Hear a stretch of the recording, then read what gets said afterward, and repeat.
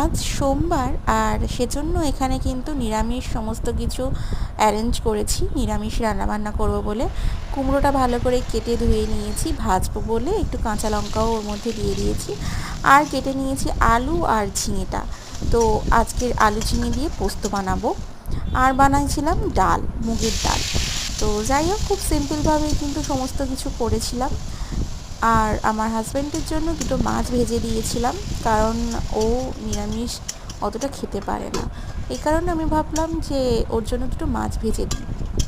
আর সত্যি কথা বলতে গেলে সোমবারটা আমিই পালন করি বিয়ের আগে থেকে।